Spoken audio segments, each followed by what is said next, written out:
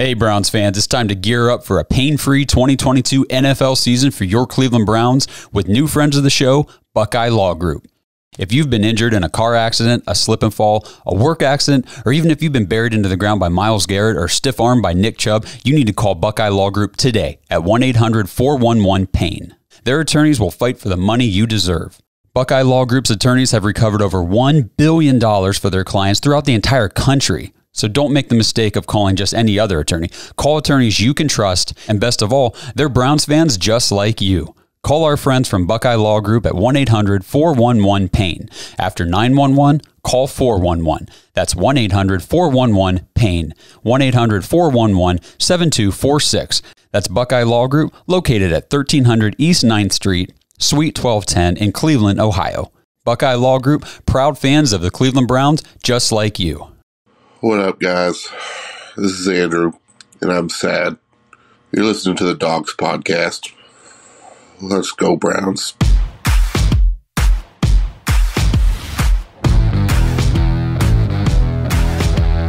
Welcome to the Dawgs podcast with your hosts, Blake Reneker, Justin Charles, and Josh All.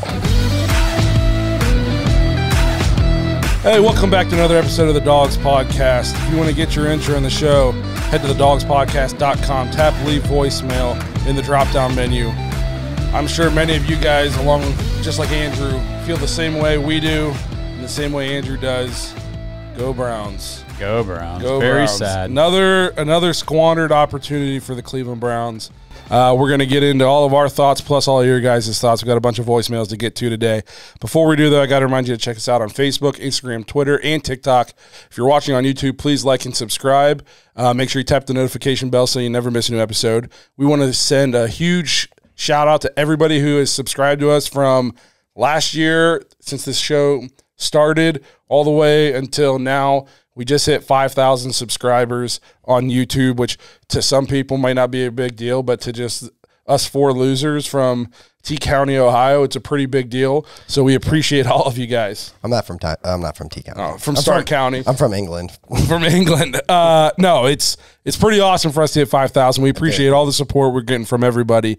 Next stop, 10,000. We'll see. Okay. Hopefully it doesn't take 3 years to get there. Maybe this will be more of like an exponential growth. It has been so far, so but, subscribe if you haven't. If you haven't yet subscribed, please do. Help us get to 10,000 now. But to everybody who has subscribed already, thank you guys very, very much. We appreciate it. You guys make the show fun to do.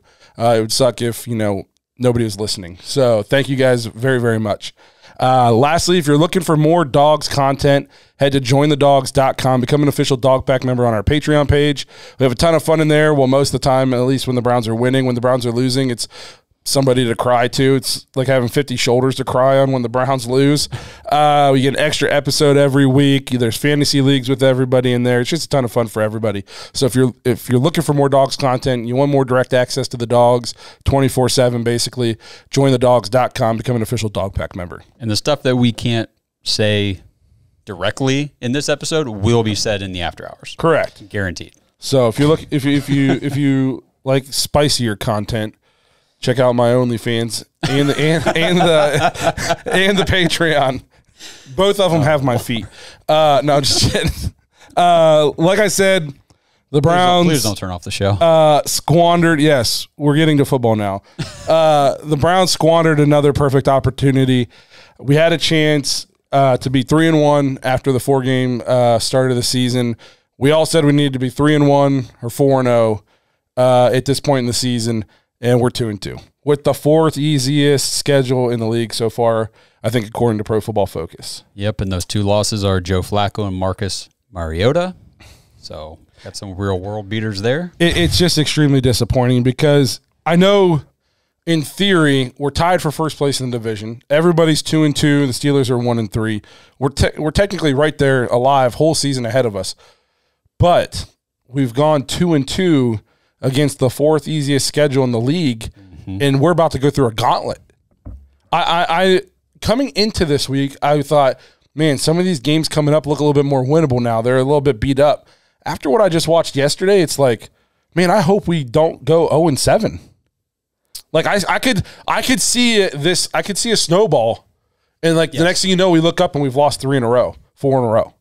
And it's just, I don't know what to do with this team. I mean, we kind of talked about it before, everybody got in the studio today. I mean, we let Marcus Mariota, who is a bridge backup QB, not dice us up, but beat us completing 7 passes on the day. Yeah. That team beat us. Yeah, they did. I was confident too. Even like towards the end of the game, I was still like, hey, we're going to be okay. We're going to find a way to do this. This team's not that good. If we can just find one stop, if we can make one play, we're going to be fine. And then I don't know what the hell happened. I really don't. I know we didn't stop them. It was straight embarrassing. And here's the thing. Coming into this game, I knew we all said on our preview of the Falcons game that we anticipated to be a little bit of a dogfight. But, man, to let a practice squad running back and I know we had 3 starters out. But, man, like at what point do you stack the box? Yeah. Put 7 down there if you have to and go, man, let Marcus Mariota, who only had 7 completions, make him throw to beat you. Do something. Stack the box, anything. I know, but you say that, and then there's that one play where I forget which of their number 3, 4, 5, 6 depth chart receiver it was standing wide open down the field, and it was like, what are we doing? We've seen this story before. We've seen it. We already know. I've seen it multiple weeks now. The defense is just so bad. Joe Woods has to be on the hot seat. And I know people will scream at a certain point, players have to go out and execute. I 100% get that. But at the same time, it's the coach's job to make sure they're prepared enough to execute. Yeah. And it's not like this is a short sample size. It's not like we're overreacting to the last week or last 2-3 weeks. This is 3 years now. Go listen to week 4 from last season. I guarantee we're saying the same thing. And yes, it's the same thing. It's always been the same thing. And there's been no changes. I don't know what else to do. And as far as personnel-wise, at least in the back end yesterday, we were healthy. You know what I mean? Like, I know the D-line, and part of this, in my opinion, I love Andrew Berry, but some of this is on Andrew Berry. Like, if Miles is out, the next guy up shouldn't be the guy who got cut for Kellen Mond. Right. You know what I mean? Right. Like Isaac Rochelle, great TikToker, not great football player. And I don't want to be too mean because I like the guy and stuff, but at the same time, how's he like the number 2 guy on the depth chart? That's terrible. You cut him to add a 3rd string quarterback who will hopefully never, ever, ever see the field. And then he started because a guy was hurt. That is crazy. And the D-line, I saw this, Jordan Elliott and Tommy Tagai are literally, according to Pro Football Focus, the 2 worst defensive tackles in football. Tagai is ranked 126 out of 126, and Elliott is ranked 125th out of 126. I said if I were to play in the NFL, if a team picked me up tomorrow, I would be the worst ranked defensive tackle and only be 1 spot worse than Tommy Tagai. How's that make you feel? Yeah, I mean, not bad, right? Yeah, I'm almost as good as him apparently. Almost makes you feel better about yesterday. It's just so at some point, I know that we don't put a ton of emphasis on interior D-line and at linebacker, but it keeps killing us. Like at some point, let's put a little bit of emphasis on it. I'm not saying we got to trade for Aaron Donald, but man, we can't be rolling out garbage and expect that we're going to compete. We play the Patriots in 2 weeks. Bill Belichick will not throw a pass. He will run it down our throats 45 times because he doesn't care. And Mariota, they'll run for 280 yards against us. Yeah, Mariota completed 7 passes. The Patriots will not even attempt 7 passes. Yes. If just gouges. Correct. Yeah. And having Miles and Clowney will obviously help, but not on the interior. I mean, they'll help a little on the interior. They can crash down, that kind of thing. But, dear God. Like, and if you're going to be complete cheeks in the interior D line, then you need at least some good middle linebackers. I was watching the Buccaneers game, and I know their defense got torched yesterday, but I watched Levante David and Devin White. Those two dudes are insane. Yes, they make they are crazy. We have nobody like that. I love JOK. He ain't that. He's not them. And it's like, man, it's just up the middle. We're just poor. That's being nice about it. And it's just, man, to let them do that. They didn't even try to pass in the second half, and they beat us. They didn't need to. Nope, didn't need to. It was embarrassing. I was going to say, I know we said we got some voicemails from the listeners. To go along with your defensive line theme here real quick, just here's a voicemail from Andrew, who gave us our show open today. So I know we're all fans of Andrew Berry and his smart big brainness, but don't you think it's time to start investing money into the defensive line? You got your two best players are out, and the rest of your defensive line is either rookies or practice squad players. That defensive line is like wet paper. It's not stopping anybody or anything. I'm sure us four can do a better job. At least I think we can. It's just so frustrating that we have such a great defense on paper, and we've seen them play really well. I don't know anymore, and I'm sad. So We're sad too, Andrew. Andrew, bro, are you good, man?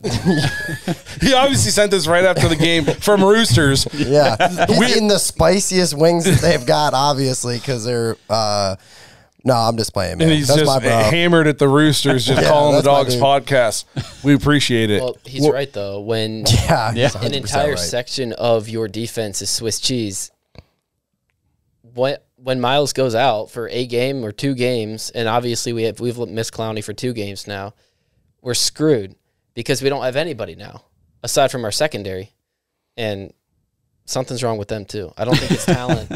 No, the defense is just bad. We've been on this before. I just think the entire philosophy of the defense is bad.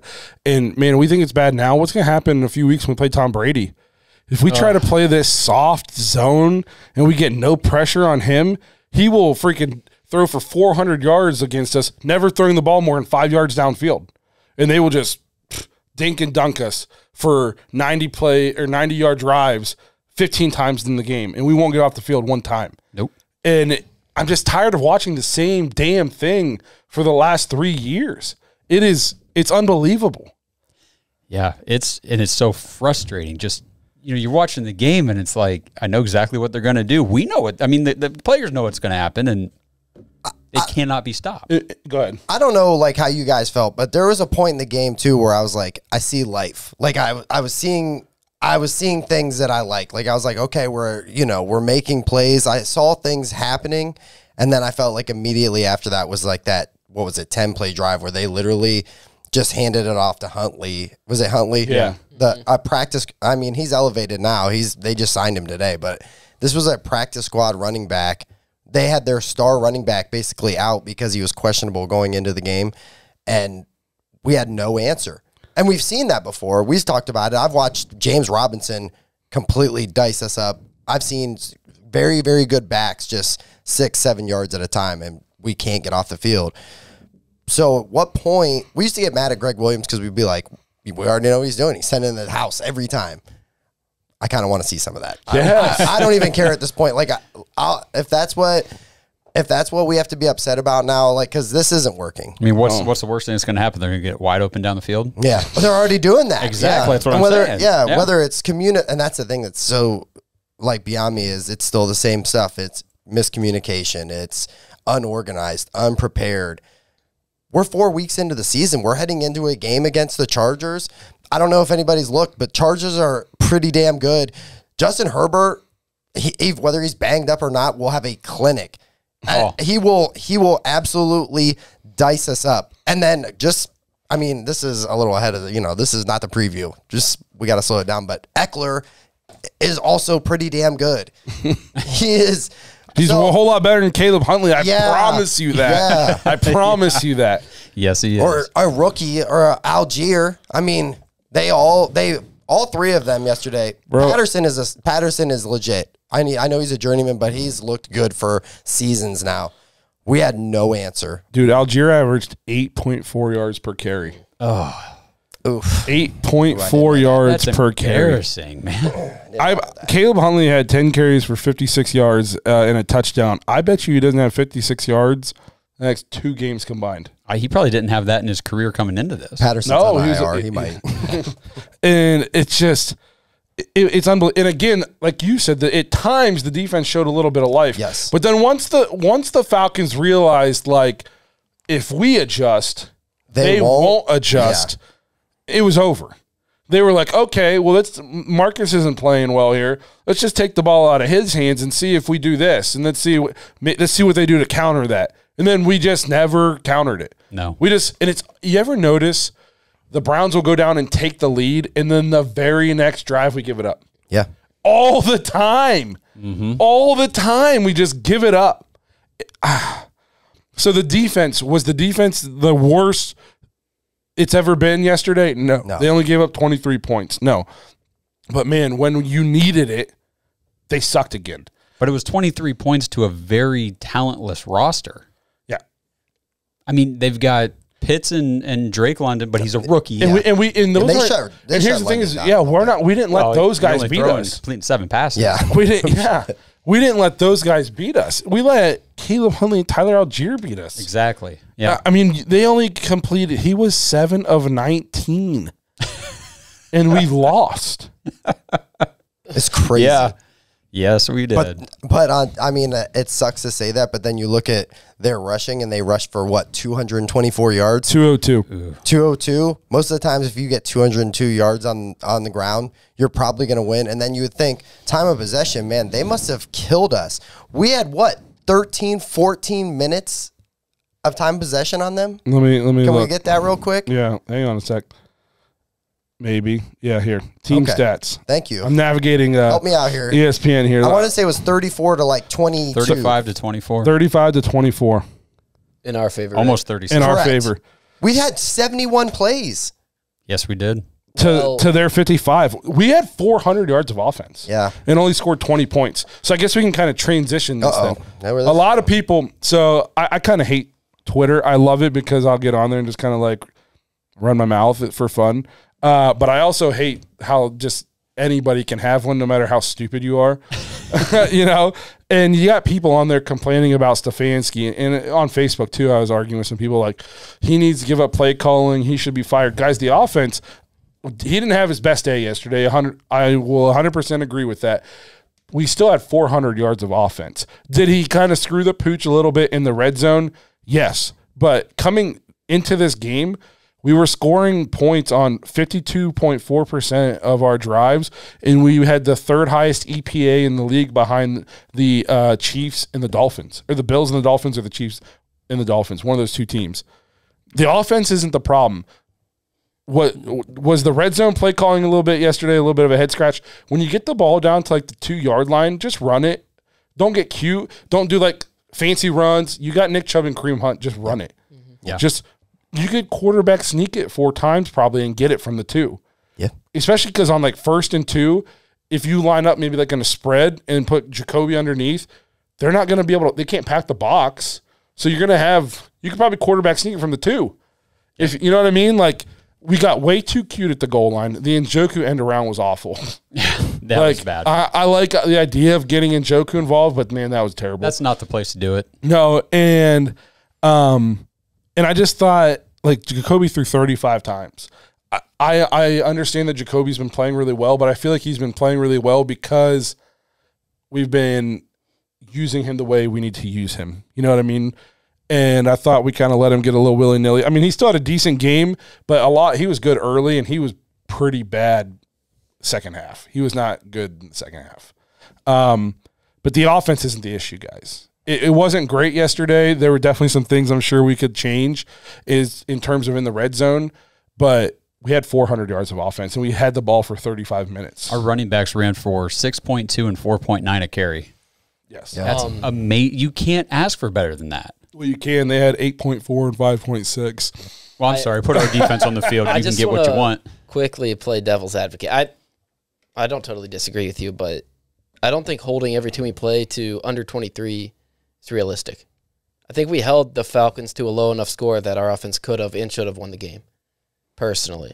Yeah, but how many leads do you have to give up? We had the lead how many different times? I didn't say the defense didn't blow it. But and I agree. We left points on the board in our first possession, and 7 of their points came off of a fumble. That's on the offense. I see where you're coming from. What I'm saying is the offense isn't the issue with this team. In general. Okay. Yep. Yeah. The offense is not the problem. Because we haven't really played a great quarterback. We have this offense. Kevin Stefanski has this offense. Again, this game was not his best game in terms of situational play calling. But as a whole, through 4 games, he has the offense humming. Mm-hmm. I agree. It's one of the best, statistically, one of the best offenses in the league so far to this point in the year. We almost put up 400 yards of offense on the Steelers until the last drive where we're just trying to run the clock out, went backwards. We went over 400 this game. Again, 3rd most efficient offense in the league. And he's doing this with a backup quarterback who's a career journeyman. And let's be honest, 1 wide receiver. Yeah, that's fair. You know what I mean? So Stefanski's not the problem, guys.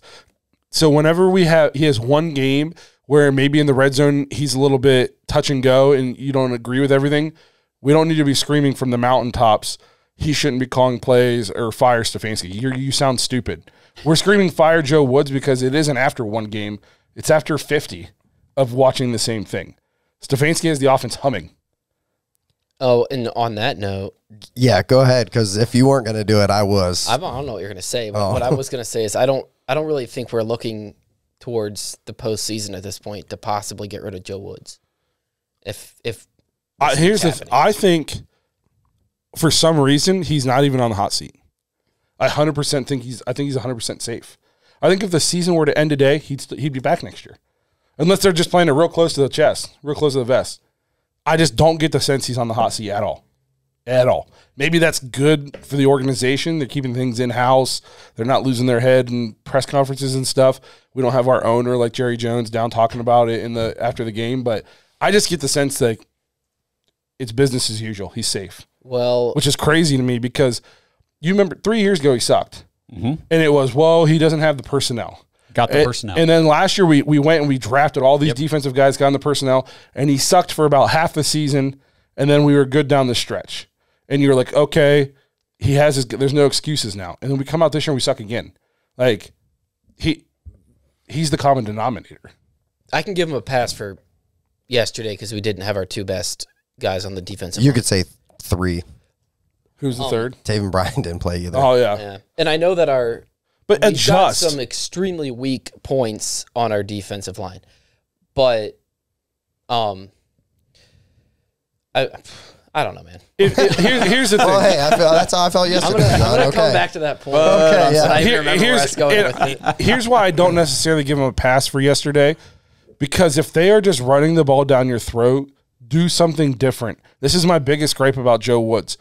There's never any in-game adjustments. Yeah. He will start the game doing one thing, and whether it's working or it's not working, we just keep doing that over and over and over. So after the first 5 plays where they're just getting 10 yards of a play, bring some more people down. If we have to put 6, 7 in the box and they hit a chunk play to Drake London over the top, then you got to live with that. We're down 3 guys. We have to try to help stop the run. You can't just let them run the ball down your throat and do nothing different. Mm-hmm. You have to change up something. Well, I do remember where I was going with that now. Well, go ahead. You're welcome. Yeah. That's why I'm a good host. No, I think our defensive, with the exception of the interior defensive line, whatever, our defensive personnel isn't the issue. It can't be the issue. And they're proven to, be good players. Myles Garrett, Clowney, Ward, Newsome, they're good. They're good. They're not bad. They're not question marks. So at what point is Joe Woods on the hot seat? He's got to be on the hot seat at some point. You would think so, because my biggest complaint too is people are good before they get here. They come here and they're bad, and then they leave and they're good again. If that doesn't scream coaching, scheme, I don't know what does. But we have, I think, a bunch more voicemails. So let's get to some more voicemails here before we just go on more tangents. Well, These next two will probably get us back onto the tangent, but here's Alec from Florida. Hope you're safe, Alec. Hey, this is Alec McCauley from Florida.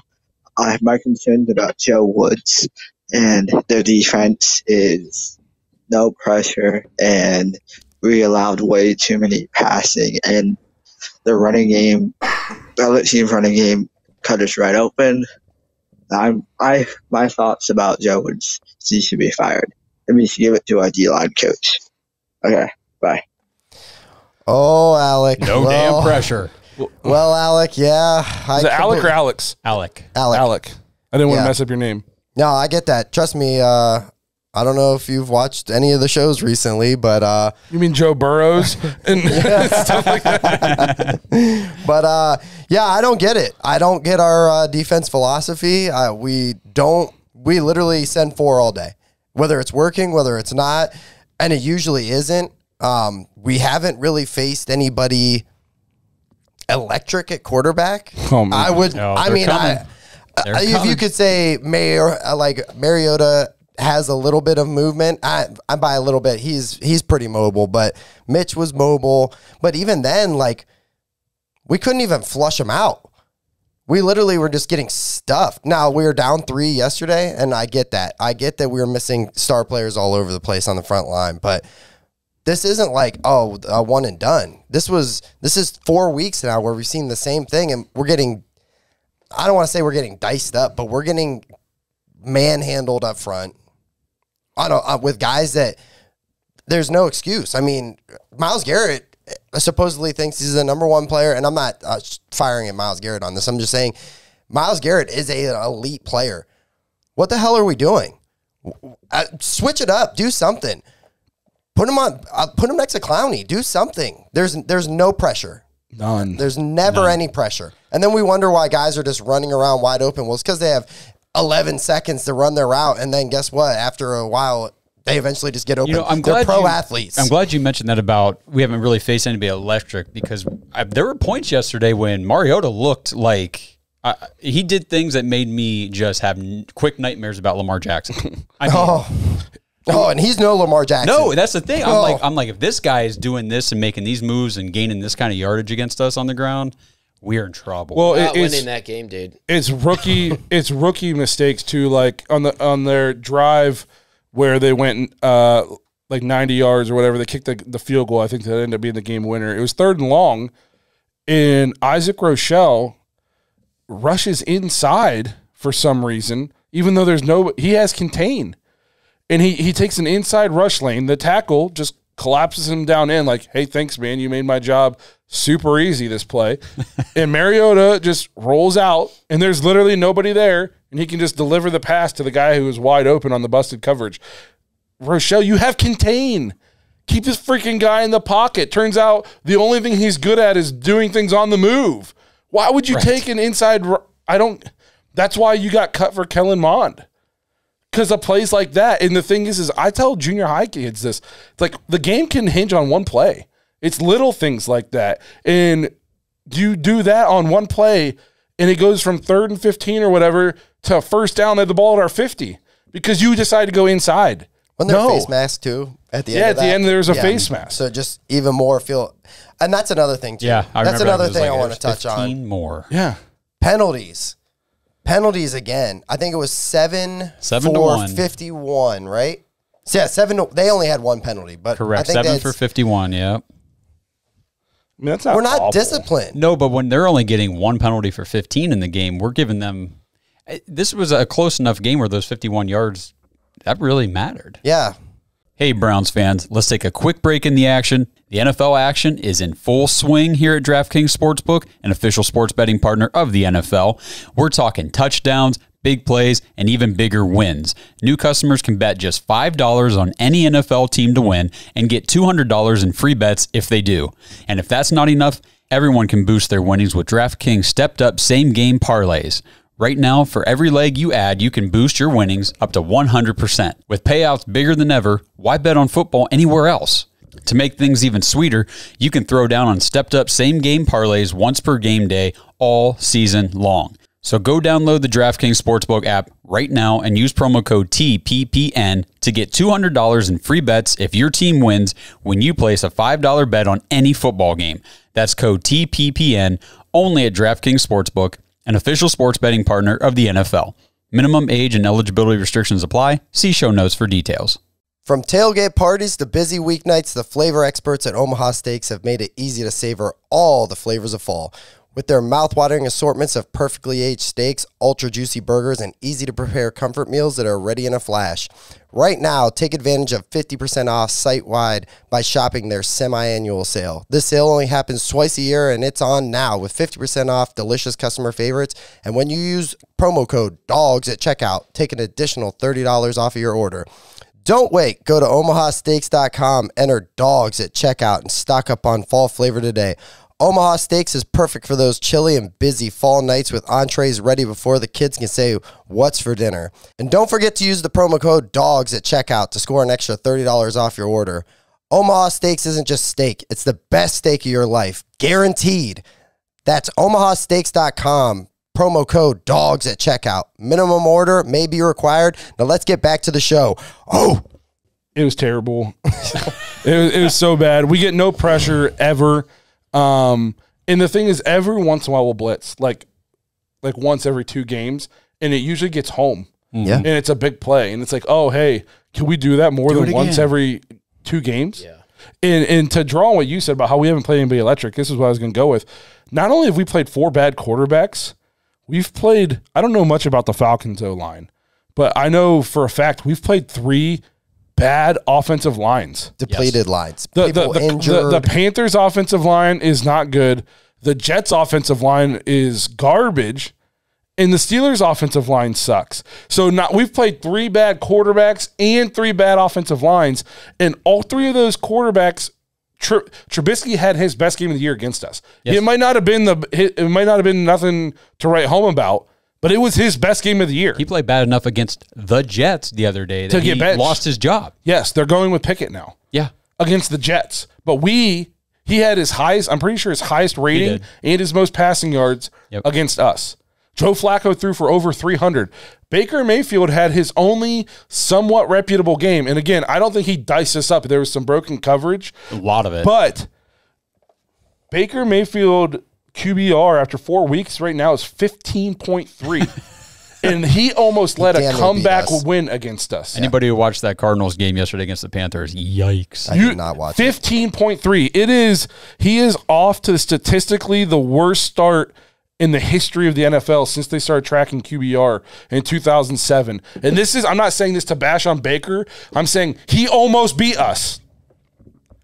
His QBR is 15.3, and he had a decent game against us because of the busted. It took a 58-yard field goal from a rookie kicker in his first ever game in the NFL to win that game. If he doesn't have that second half, that fourth quarter against us, this dude's QBR might be like 10. Yeah. And he almost beat us. That's the defense. That's the defense we're rolling out right now. Yeah, I think it's fair to go back and we talked about that. Joe Flacco's 37 years old. He's been a backup for like the last 5 years. He's awful. He can't move. He beat us. And then we played Mitch Trubisky, who just got benched yesterday and lost his job. And he almost beat us. To touch on what you guys are saying, too, is a lot of people are saying, this is a team that there's no reason why we can't be 4-0 right now. Should be. Should be. But also, to me, it's not that crazy if we were 0-4. Correct. We played that poorly on defense. Our special teams is, I still have seen, we're not muffing punts. No, and here's the thing. So what I'll get to with the special teams is I still think they cost us big yesterday. In one play, we punted, and Ronnie Harrison fields the ball at the 9. Instead of letting it go and potentially going down to like the 1 or 2, he catches it at the 9, and then they go down and score the game-winning field goal. If they have that ball at the 1, their entire philosophy changes. You know what I mean? Like, who knows what happens what's he doing? Even the announcers were like, "Hey, what's he doing there? Why did he just catch that?" Mm-hmm. It was terrible, and that's because obviously he's not coached well enough to know not to do that. Like if mental mistakes keep happening, That's coaching. He's not prepared. He doesn't know then, because that's the coach's job, is to get him ready. I just think 2 of the coaches in the Browns staff get gone. Well, I mean, it started out at the beginning of the game whenever we went for it on 4th down, didn't get it, but what did we have the ball at the 3?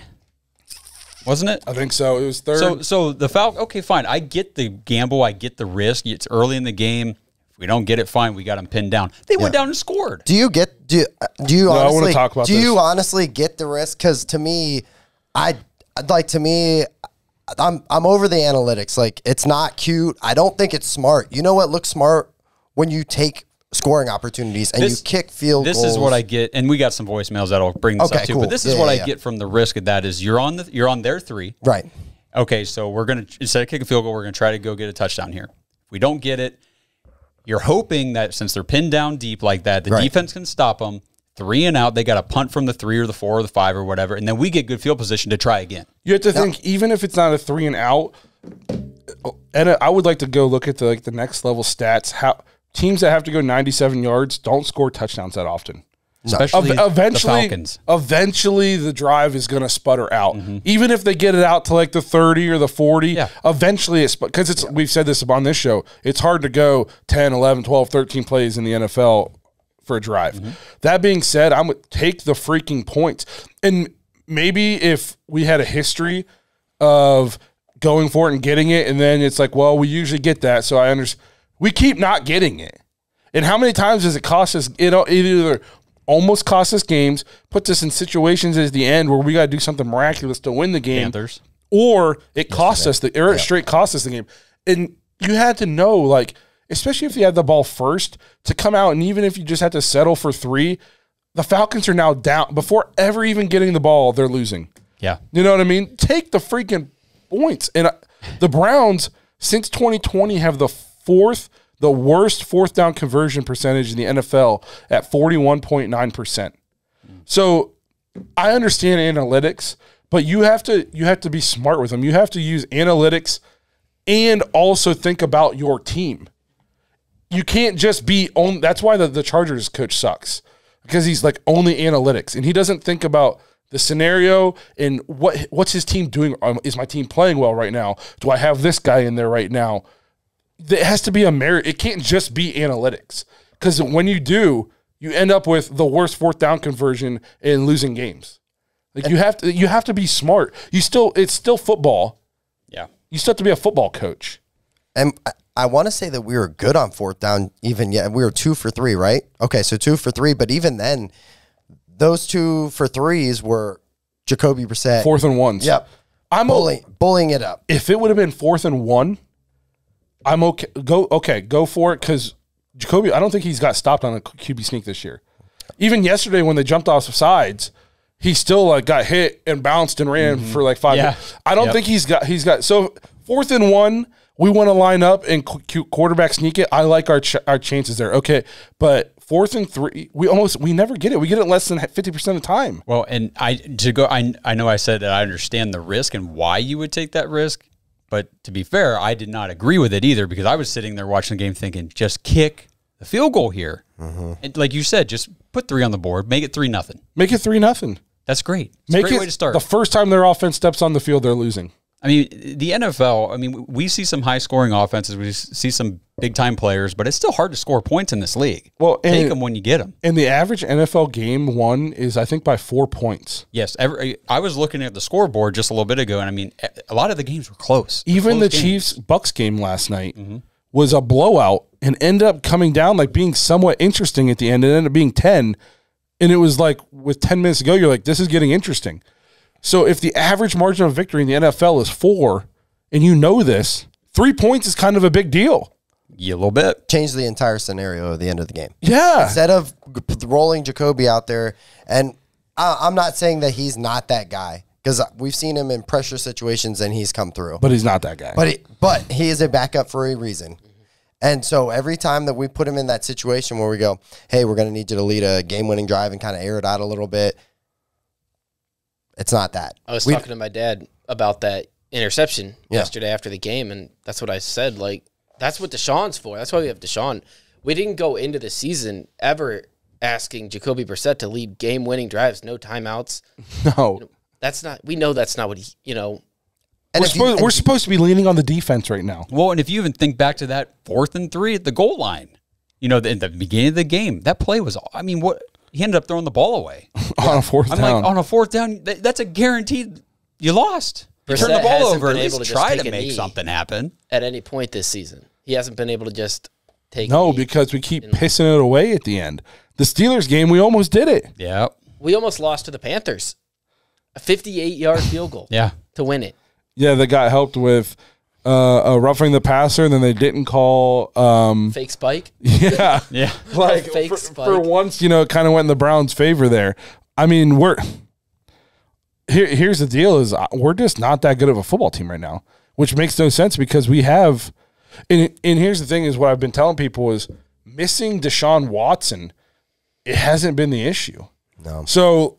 We had somebody in our Patreon on the Discord say, I think that they're chalking this season up because, with Watson being out. And I was like, that doesn't make any sense because missing Watson isn't the reason we're 2-2. We're scoring plenty of points. Our offense is playing plenty well.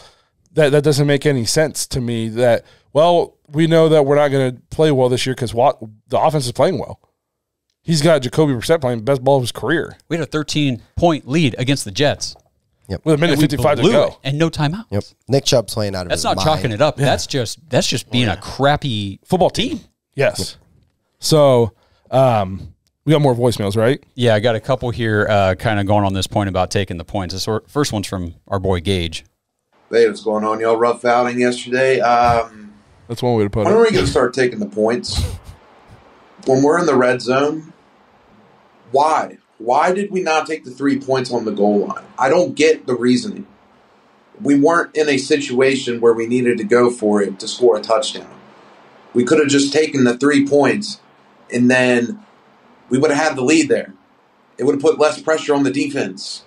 But then we fail to convert, and we don't score. We get no points. They get the ball back. And that cost us the game. Well, that was one of the reasons, because we don't take the points. How many times do we need to lose games by 2 or 3 points because we don't take the easy points? I don't get it. You would have thought by now how many games we've lost by 1 to 3 points. We would have taken those easy points. I don't get it. I'm rambling on. Nice talking. First of all, I want to say this. So Gage and Andrew, he called in. Andy did the intro. They're Patreon members. Yeah. So we know these guys pretty well. So if you hear these guys talking, you're like, that's what I always say to my friends. Check us out it's just that. All the time. If you want to talk Browns with people, there's 50-some people in there that'll talk Browns with you any time of the day. Because some of them are on the West Coast and some of them are on the other side of the world. So there isn't a time of the day you can't message somebody in there and somebody's going to message you back about the Browns. So, and I just love that. It just sounds like they're just as depressed and like wasted and just like, I'm going to call my guys at the Dawgs and just cry about it with these guys. Gage made the one point in there that I really liked was take pressure off the defense early, because this is not a defense that you can put pressure on. If you can give this defense points and every bit of a lead you can give them, you got to. You have to help them out because they're not going to help you. Not right now. Well, and you have no idea what the defense's mindset is. Like, their first time on the field, they're like, well, we blew it again. We didn't take the points. Let's go out here and freaking lose again. Here's my thing, too, is after Cade York kicked the game-winning field goal against the Panthers, the Browns Twitter put out a thing that said, that's why you draft a kicker. And then we keep not kicking field goals. Yep. Yeah. You ever notice that? Like, we keep not kicking field goals in times we didn't take the points there. I thought we had the ball late at like the 45. It would have been like a 60 or 57 to 60-yard field goal, and we punted. And that's the one that Ronnie Harrison ended up downing at the 9. Then they went down and scored. Why did we not attempt a field goal? I don't This know. guy supposedly makes 70-yard field goals. We were in a dome. That's what I was going to say. Yeah, we're in a dome. I think about Stefanski being like, well, I didn't, when he was in Cleveland and they went for it on fourth, and he was like, I just didn't know. I didn't want to put any pressure on him, and, we're in a, noose in the stadium, the wind. He hasn't really figured it out. We're in a dome. Yeah. We're in a dome. Well, to address Gage's question, Oh, sorry. I'm speculating here. Every single time I watch Stefanski answer that question, why didn't you take the points? He seems to have made it pretty clear to me that's Kevin Stefanski's identity.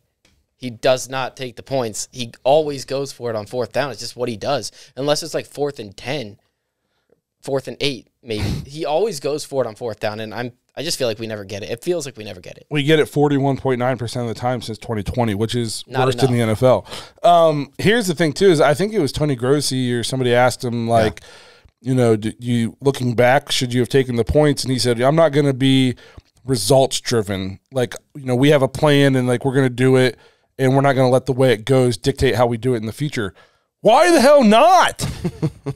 Like, if you know what I mean? Like, that's a stupid freaking answer. It is, because that's just life, is how you respond to what happens to you. Yes, I get having a plan and not letting this dictate and not changing your identity because you have an identity and a philosophy. But at the same time, also, like, you got to adapt or survive. Okay, keep going for it. Keep losing by 3, and we'll be hiring a new coach in 2 years. I mean, that's what I don't understand. Like, we said this going into this 4-game stretch. We have to win as many of these games as possible. It means you take all the points you can possibly get at every chance. Yes, because, and again, the offense 400 yards, and they've been humming, but that is not the strong point of this team supposedly right now.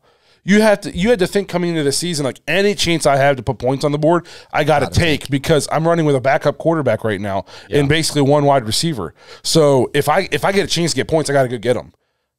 And it's like they're not thinking that way. They're like, well, we got Jacoby's still an NFL quarterback.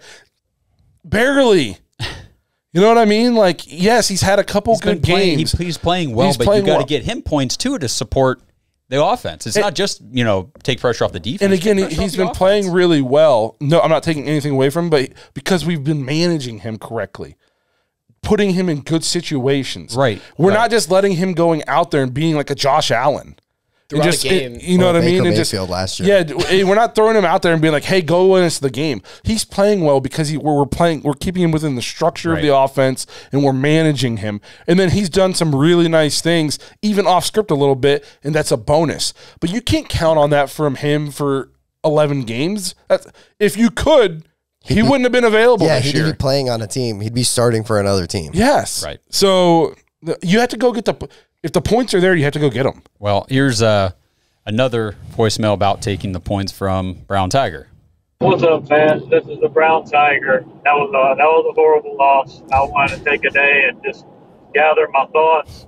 First thing I wanted to say is, man, no matter what, if you're driving down the field and you see how tough the Falcons are playing you, you get the points. You just take the points, whether it be a field goal or a touchdown. You don't go for it on fourth in their end zone. You go and get the points. Cade York has hit all his marks yesterday, but you take the points when you get them.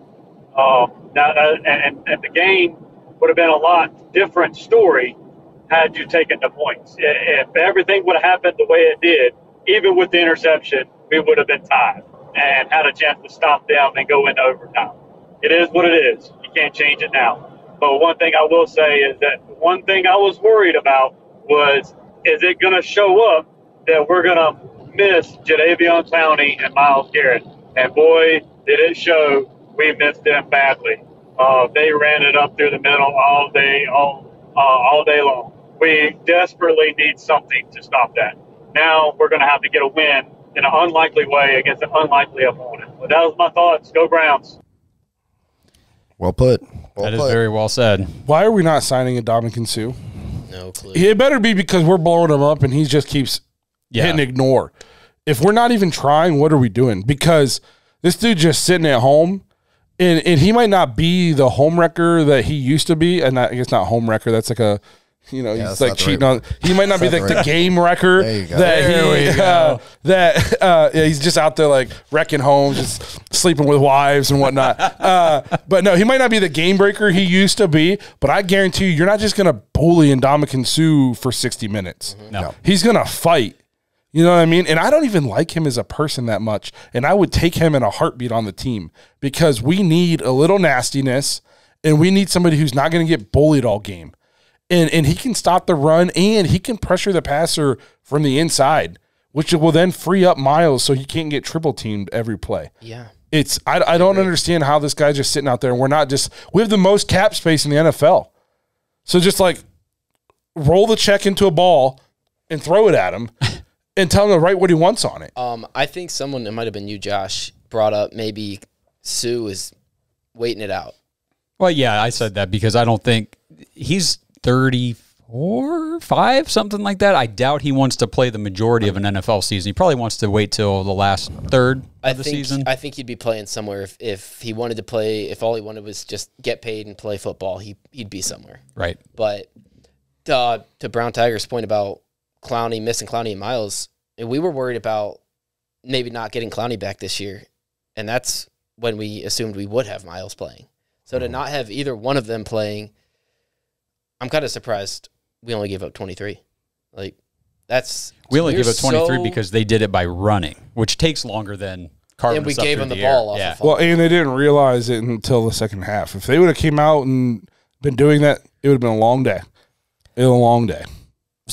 Longer than it was. It felt pretty long. Something to touch on his voicemail too, and I don't know if you guys, like, we've talked about this in the past.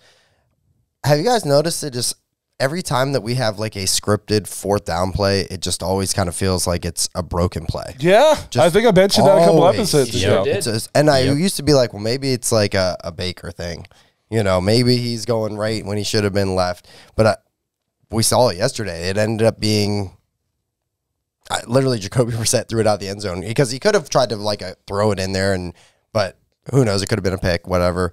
But it just always feels like once it breaks down, that's it. I mean, it's never something like schemed up or we're opening, trying to get Amari or Nick Chubb or somebody just blatantly open Kareem Hunt. I know Kareem Hunt dropped that screen pass and that probably could have been a touchdown, but dude, we had so many, at least 3 screens yesterday Wide that were open. set up perfectly, and for some reason couldn't get the ball to the back. Yep. They'd still be running, and we couldn't get the. I don't know what happened. Like all of a sudden we couldn't run a screen pass, even though it was set up perfectly. Mm-hmm. So freaking frustrating. Well, we got 2 voicemails left. This first one's from Joe, who's one of our newer members right now in the Patreon. Hey, Dawgs, this is Joe from Menor again. That was such a hard loss yesterday. Yeah, I just wanted to talk about the play calling there at the end. Usually I'm not one to talk about the play calling and everything, but I don't understand it. 7 minutes left, we have the ball. Obviously, Chubb was doing a great job just running out the clock and just, having good gains. Why is it that we break away from the run to start passing the ball, and then we have to punt the ball? Like, I don't know if it's just because they know we're going to run the ball. Great. Who cares? Because it's working. Let's just keep running the ball, run the ball. We're paying all these guys to run the ball, and we're passing it. I don't know. I just want to get your guys' thoughts on that. Thanks, guys. It's a great point about paying all these guys. We're paying big-time money to guards, and then we completely went away from it. I mean, and it was working. Nick Chubb, every game that I watch, Nick Chubb, I don't know how it just continues to amaze me, but, I can't believe that he just continues to just pinball, drag people. Every play, I'm like, man, there's a third, fourth. I saw something that it was top 5 rushers in the league. Nick Chubb was 1, Saquon's 2, Jonathan Taylor's in there. But number 4, it was Nick Chubb after contact. Yeah. 219 It's yards. like over a third of his yards are after contact. That's crazy. It's amazing. And the things that he does, it's just so fun to watch him. And I know we can't give him Derrick Henry workload. I mean, I wish we would. He doesn't need it, though. But my God, it's crazy because they say, hey, we can put everybody in the box. They literally are they know what we're going to do sometimes, and it doesn't matter. He still gets 6, 7, 8 yards. I'll say this in terms of running the ball, we need to we threw the ball 35 times, we ran the ball 35 times. That's pretty I mean, compared to like what most teams do in the NFL these days, and I'm pretty sure we've actually had more rushing attempts this year than passing attempts this year. I think the problem is situational football. We ran the ball 35 times, but it's like at that time, like he's saying that 7-minute mark, why didn't we run it then? You know, we still run the ball more than anybody. So you can't say we're not running the ball enough, but it's situational. You got to know your personnel and who you have. I agree. Like, why go away from the run then? And then at the end of the game, like I said, you look and you're like, well, we still ran it just as much as we threw it, which is not normal for the modern NFL. But it's just situational football. And I feel like yesterday was one of Stefanski's worst in terms of situational play calling. The Falcons didn't care. Running the ball was working. They kept doing it. Yeah. I mean, Marcus Mariota didn't even try passes until that last drive when they kind of had to. Mm-hmm. Right? It was 3rd and 15 or something. All right, I got one last voicemail here from Stacy, and I think this is probably a good one to wrap up the discussion here. Hey guys, this is Stacy from Parma. Just have a couple things to say about the game with the Falcons. So all around, I don't think we looked awful. I'm not going to lie.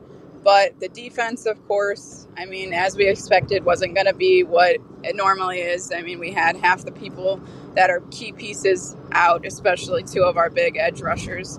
So that was unfortunate. But still, even with them being out, we did have that play. I don't remember exactly which one it was, but one of the Falcons plays where they had a man, once again, wide open downfield in our secondary. Yep. So I don't know what's going on, if Joe Woods really needs to get his crap figured out or what's the move from there, but I don't like to see that. I do want to make a shout out to Denzel Ward for finally stepping up a little bit, because I know you guys kind of touched on it, but let's be real, he hasn't been there the past 2 games. He was getting burnt by Deontay Johnson and everybody else that he just seemed like he was never playing a factor, so it was good to see him get an interception. But other than that, I don't know. I think we just have to really play an all-around game. We can't keep banking on our offense to do everything for us. I mean, our defense was supposed to be one of the best things that we had going for us. So I think we just need to get back to basics, figure out what's working for us, what's not working for us, and just go from there. Okay, Stace. Okay. I'll say I agree with her if you watched it. Yeah. I watched that game, and even though I was getting frustrated at times, I never thought we were going to lose until we lost. Correct. Right. Yeah, that's a good point. You know what I mean? Like, I'm watching this, I'm like, well, it's not going the way I think, but we're better than them. Yep. It's not good. We're going to win this one ugly. But the problem is the Browns don't play 60 minutes. Correct. They play in the NFL. If you only play 58 minutes, we learned that the hard way 2 weeks ago. You'll lose. It takes 60 minutes of playing good football to win games in this league, and we don't do that. We don't play a full game. We will play a great 3.99 quarters, and that 0.01 quarters cost us a football game. NFL game, we said average margin of victory 4 points. That's just a few plays.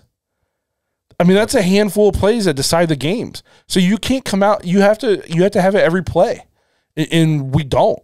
We give up 3rd and 15. We cannot get off the field on 3rd down. Yeah, I was going to look again how we did yesterday. They were 3 for 9.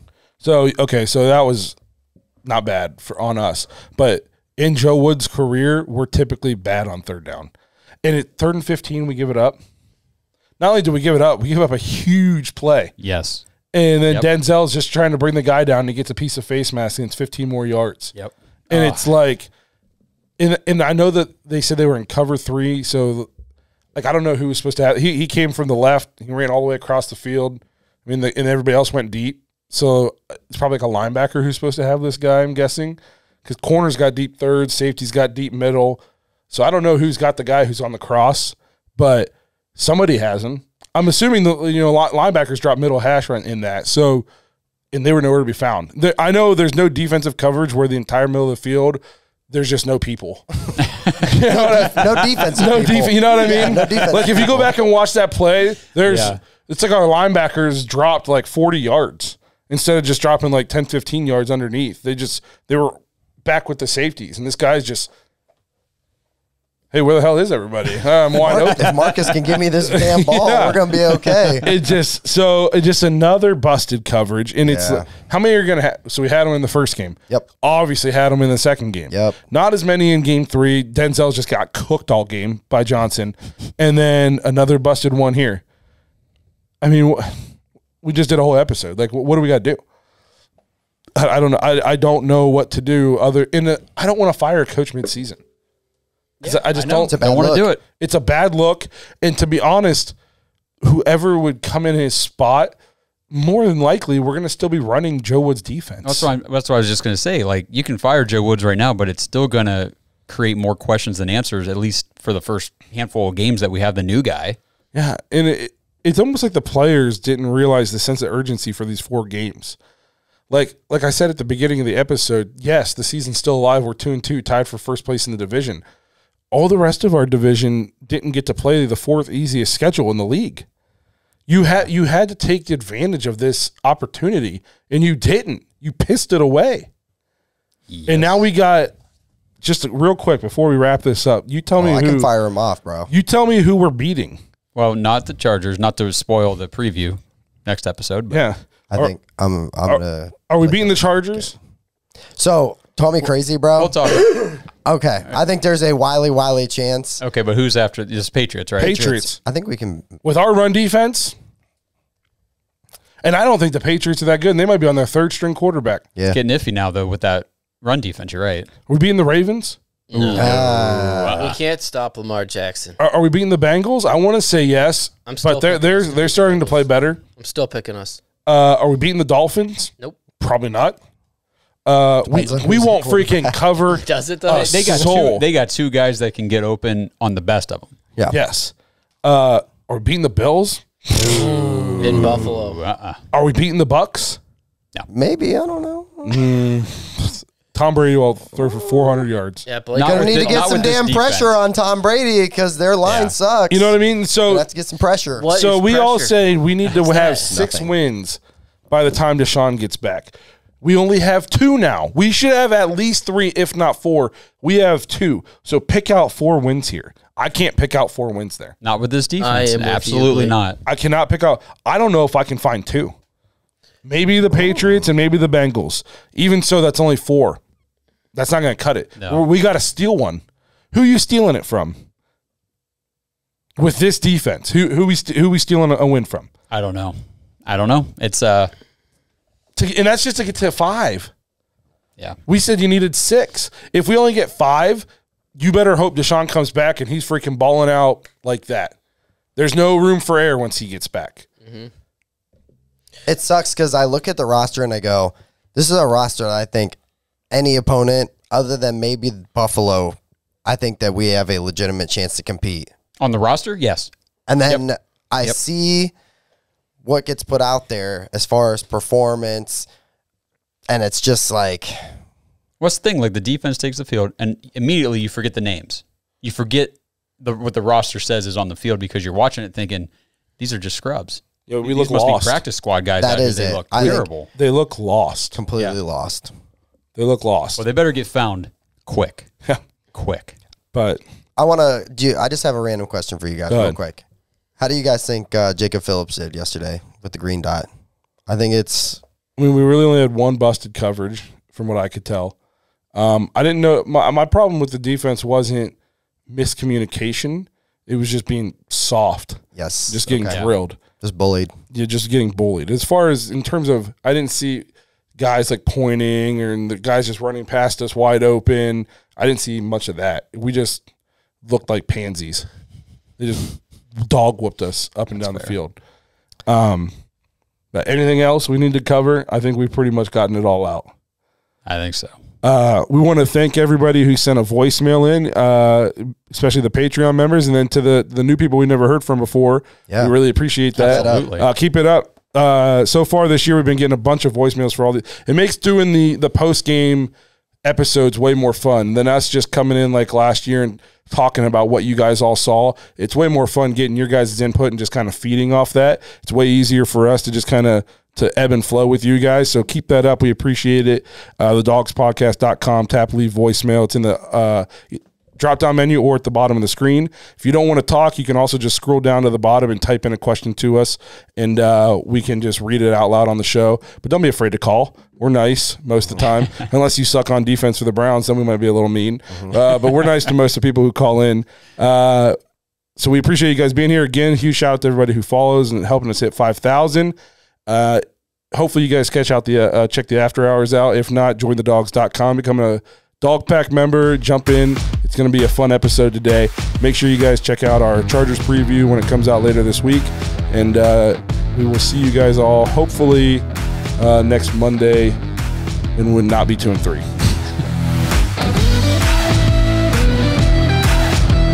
Thanks for listening to another episode of the Dawgs Podcast. Make sure you subscribe to our YouTube channel and follow us on Twitter at the Dawgs Podcast, and become an official Dog Pack member and join thedawgs.com.